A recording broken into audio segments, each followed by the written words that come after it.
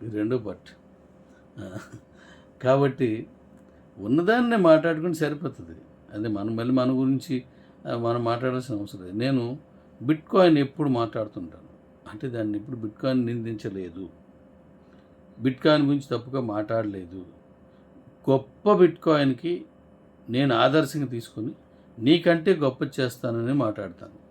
అంటే దాన్ని గొప్ప చేసి అది గొప్పదే కాబట్టి దాని గొప్పదనం చెబుతూ అంతకు మించిన కాయిన్‌గా నేను మారాలని చెప్తాను తప్పిస్తే ఎప్పుడు బిట్‌కాయిన్ గురించి తప్పుగా మాట్లాడను నేను. మదర్ ఆఫ్ క్రిప్టో అంతే. కాబట్టి దాని గురించి ఎప్పుడూ తప్పుగా మాట్లాడను. సో ఇప్పుడు నా గురించి మాట్లాడే వాళ్ళకి నేను విన్నవించుకుంటున్నది, రిక్వెస్ట్ చేస్తుంది ఏంటంటే, మీరేం అయితే ప్రోడక్ట్ అమ్ముకుంటున్నారో, నేను క్రిప్టో అనే ప్రోడక్ట్ మీద పనిచేశాను. మీరు ఏ ప్రోడక్ట్ అయితే చేసుకుంటున్నారో ఆ ప్రోడక్ట్నే మీరు హైలైట్ చేసుకోండి. అందులోనున్నటువంటి వివరణ పూర్తిగా ఇవ్వండి. వాళ్ళకి నమ్మకం కలిగేలా చెప్పండి.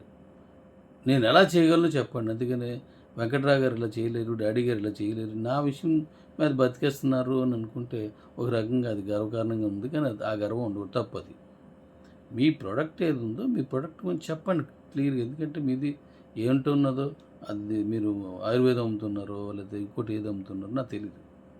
ఏది చేసిందంటే కిబోలోకి వచ్చేసరికి ఏంటంటే కిబో అనేది ఒక పెద్ద యూనివర్సిటీ, కిబో అనేది ఒక పెద్ద ట్రైనింగ్ ఇన్స్టిట్యూట్. అది దాంట్లోకి వచ్చి అక్కడికి మనుషులు తీసుకెళ్ళాలంటే డాడీని ఒక మాట అంటే తప్ప వాడు రాడు. ఒకరెవరైనా వెళ్ళిపోయారంటే డాడీ గురించి తప్పుగా చెప్తున్నాను ఇంకొకటి రాడు. ఈ పద్ధతిని వదిలేయండి. మనం ఎప్పుడు కూడా మనం బిజినెస్ చేద్దాం, ఆహ్లాదకరంగా చేద్దాం, ఎవరి పైన అది చేసుకుందాం. అలాగే అంతేగాని మిమ్మల్ని నేను మాట్లాడాను, మీరు నన్ను మాట్లాడతారు, దానికి మళ్ళీ మీరు సమాధానం చెప్తారు, మీరు చెప్పిందని నేను చెప్తాను. ఇటు మనం ఎంత వ్యాపారం చేసి మన ఇద్దరం క్లారిఫికేషన్ ఇచ్చుకోవడానికే? అది కాదు కదా వ్యాపారం అంటే. మనసు నొప్పించినా అర్థం చేసుకోండి. మీ గురించి మీరు మాట్లాడండి. మీ దగ్గర సబ్జెక్టు జీరో అనుకోండి, అప్పుడు నాలాంటి కంపెనీల గురించి మాట్లాడాల్సి వస్తుంది. మీ దగ్గర ఉన్న ప్రొడక్ట్లో దమ్ము లేదనుకోండి, అప్పుడు దమ్ము ఉన్నోడిని తిడితేనే కానీ ఈ ప్రోడక్ట్ దమ్ము రాదని అనుకుంటారు. కాబట్టి అలాంటివి మాట్లాడకుండా మనం వ్యాపారం చేద్దాం. చేయండి, పర్లేదు, తప్పలేదు, మంచిది. ఆరోగ్యపరమైనటువంటి వ్యాపారాన్ని చేసుకోవడంలో మనందరం కలిసి ఎవరి వ్యాపారం అది చేసుకోవచ్చు. కీబోర్డ్ ఉన్న వాళ్ళు ఎక్కడైనా చేసుకోవచ్చు, ఎక్కడ ఉన్న వాళ్ళైనా కీబోర్డ్ చేయొచ్చు. ఇక్కడ చేయకూడదు, ఇక్కడ చేయొచ్చు అని ఏం లేదు. కాకపోతే మీ వ్యాపారం చేయడానికి కిబోని టార్గెట్ చేయకండి. అది కొద్ది రోజుల తర్వాత కిబో ఒక్కొక్కటి చేసుకెళ్తూ ఉంటే అవన్నీ నిజం అవుతున్నాయి కదా, ఇప్పుడు అన్నీ తీసుకొస్తున్నాను కదా, చేయరు ఎన్నాళ్ళు చేయకుండా ఉంటారని వింటారు. వినరు. కొద్ది రోజుల తర్వాత అన్నీ జరుగుతున్నాయి కదా ఒకటి.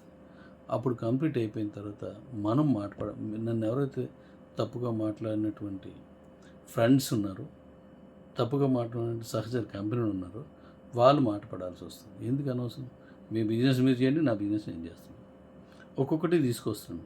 మీరు ఒక ప్రోడక్ట్నో లేదంటే ఒక లోన్ సెక్షన్నో ఒక ఫైనాన్స్ సెక్షన్నో పట్టుకొని మీరు ఇంత కష్టపడుతున్నప్పుడు మరి నేను ఇంత పెద్ద ప్రాజెక్ట్ని తీసుకెళ్ళడానికి ఎంత కష్టపడాలి?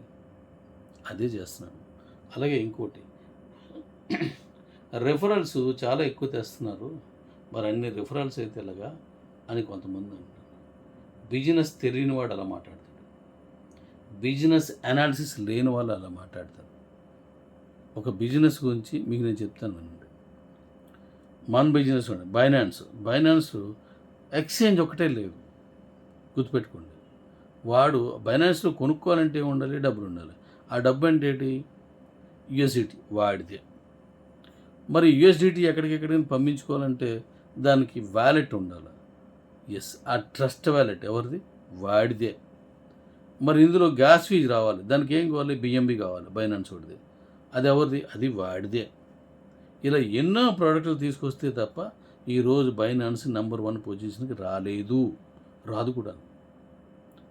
ఇది మీరు కరెక్ట్గా గుర్తుపెట్టుకోవాలి. ఎందుకు ఇన్ని రిఫరెన్స్ ఇస్తున్నారు, ఎందుకు ఇన్ని రకాలు చెప్తున్నారంటే బిజినెస్ దమ్మది. ఏ కంపెనీ అయినా సరే దాన్ని బై ప్రొడక్ట్స్ని పెంచినప్పుడే దానికి ఆదరణ దొరుకుతుంది. ఇంకా నెక్స్ట్, మీరు గూగుల్ సంస్థను తీసుకోండి. ఈరోజు మీరు మెయిల్స్ వాడుతున్నారు, ఎవరిది? జీమెయిల్ వాడిదే, డేటా వాడిదే. ఇప్పుడు ఏఐ వస్తుంది, వాళ్ళదే. ఇలా ఎన్నో విషయాలు వాళ్ళవే అవన్నీ. ఆ డొమైన్స్ ఇలాంటివన్నీ వాళ్ళవి అనమాట. అంటే ఆ బై ప్రొడక్ట్స్ కూడా వాళ్ళవి ఉండాలి. అప్పుడు అది నెంబర్ 1 పొజిషన్‌కి వెళ్తది. మరి నీ దగ్గర ఉన్న కాయిన్ నెంబర్ 1 పొజిషన్‌కి వెళ్ళాలంటే వాలెట్ మనదే ఉండాలని వాలెట్ తీసుకొచ్చాను. ఎక్స్చేంజ్ మనదే ఉండాలని ఎక్స్చేంజ్ తీసుకొచ్చాను. ఓకే. ఇలా ప్రతీదీ కూడా నేనే తీసుకొస్తున్నాను. ఎక్స్చేంజ్‌లో కాయిన్‌ని ఎన్ని రకాలుగా మనం డెవలప్ చేయొచ్చు అదంతా మీకు చెప్తున్నాను, చేస్తున్నాను. మరి ఇప్పుడు ఇన్కమ్ రావాలి. అందుకోసం డాడీ రోబోట్‌ని తీసుకొచ్చాను. ప్రతీదీ కూడాను బై ప్రొడక్ట్‌గా ఇప్పుడు రానున్న కాలంలో నీ కాయిన్‌తో నువ్వు డైరెక్ట్‌గా ఏదైనా కొనుక్కోవచ్చు. ఇప్పుడు సాఫ్ట్‌వేర్ వర్క్ అవుతుంది. మొత్తం కంప్లీట్ అయ్యేదాకా నేను చెప్పను. అందువల్ల మీకు నాకు కంగారు ఉండదు. ఎప్పుడొస్తదని భయం ఉండదు. ఎప్పుడు నాకు కంప్లీట్ అవుతుందో అన్నీ ట్రయల్ చేసుకొని మీకు ఇస్తాను. కుమ్మేద్దాం అంతే. డైరెక్ట్‌గా నీ దగ్గర QCC coin first QCC coin ఇస్తాను. అదే మన దాంతో కొనుక్కోవడానికి. తర్వాత డీ కాయిన్ ఇస్తాను. ముందు ఇది రెడీ అవుతుంది కాబట్టి. నెక్స్ట్ మన ఐపీ ద్వారా అన్నీ కొనుక్కోవచ్చు. మీ కాయిన్ మీద డీ కాయిన్ మీద, క్యూసీసీ మీద వీటి మీద లోన్ కూడా ఇస్తున్నాం. ఆ లోన్కి సంబంధించిన అది ఎలాగే ఇవ్వాలనేటువంటి సిస్టమ్ నా కంపెనీతో మాట్లాడి రెడీ చేసుకుంటున్నాను అవన్నీ. ఇన్ని రకాలుగా ఉంటేనే మనకు వస్తుంది. ఒక సూపర్ మార్కెట్కి వెళ్తే బియ్యం ఒక్కటే ఇస్తాడు, మళ్ళీ పప్పుకు ఇంకో దగ్గరికి, ఉప్పుకు ఇంకో దగ్గరికి, నూనెకు ఇంకో దగ్గరికి వెళ్తామంటే వెళ్ళదు. పూర్వకాలం ఇవన్నీ. ఇప్పుడు అలా అవద్దు. Multi complex, multi products, multi apps, multi by products ఉండాలి. అలా ఉన్నప్పుడే మార్కెట్ అవుతుంది. అందుకని లింగు అనుకుంటూ ఒక దాన్ని పట్టుకొని వెళ్దాం అనేసి అంటే అవేంటి ఎంఎల్ఎం కంపెనీలు అంటే తప్పట్లేదు. వాళ్ళ ప్రొడక్ట్స్ అవసరం లేదు. డబ్బులు కట్టించుకోవడం, డబ్బులు పంచడం, అలాంటి ప్రొడక్ట్స్ అవన్నీ. కానీ మనది అలాంటిది కాదు. చితక్ కొట్టేస్తే చూడండి. ఈరోజు ఎవరైతే నా మాటను మన్నించకుండా, నా మాటను అర్థం చేసుకోకుండా పక్కకి వెళ్ళి మీరు ఎవరైతే వేరే ఆలోచనతో వెళ్ళారో ఖచ్చితంగా మీరు నన్ను గుర్తుపెట్టుకోవాల్సిన రోజు వస్తుంది. నా మాటని ఈరోజు ఎవరైతే వర్క్ చేస్తున్నారో ఖచ్చితంగా వీళ్ళు గుర్తుపెట్టుకుంటారు, హ్యాపీగా ఉంటారు. ఎవరైతే మీ మాట విని రాలేదో గుర్తుపెట్టుకోండి, అండర్లైన్ చేయండి, రౌండ్ చేయండి, దాన్ని రెడ్ మార్క్లో పెట్టండి, మీకు నచ్చిన కర్రలో పెట్టండి. వాళ్ళు బాధపడని రోజు వండుకుంటూ ఉంటారు. అది అర్థం చేసుకుని ఇప్పుడు ఎవరు చేసినాడు బాగా చేయండి. వినని వాడిని హెడ్స్ ఆఫ్ వదిలేయండి అంతే. ఆ రోజు వస్తుంది. ఆ రోజు నీతో చెప్తాడు, నాతో చెప్తాడు, అందరితో చెప్తాడు. కంగారు లేదు. 5 ఏళ్ళుగా 4 ఏళ్ళుగా ఇక్కడే కూర్చుని కష్టం, నష్టం, అవమానం, గౌరవం అన్నీ భరిస్తూ ఉన్నానంటే దేనికోసం?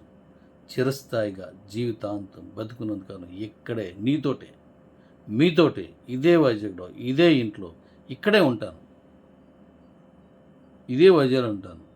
ఒక్కటి సేల్ చేసుకుని ఏంటి మాట్లాడి ఆ మాట చెప్పినప్పుడైనా సరే దానికి అర్థం ఉండాలా, దానికి అవకాశం ఉండాలి. అలా మాట్లాడకండి. Thank you. ఎవరి మనసుని నొప్పిస్తే తప్పుగా భావించకండి. Thank you.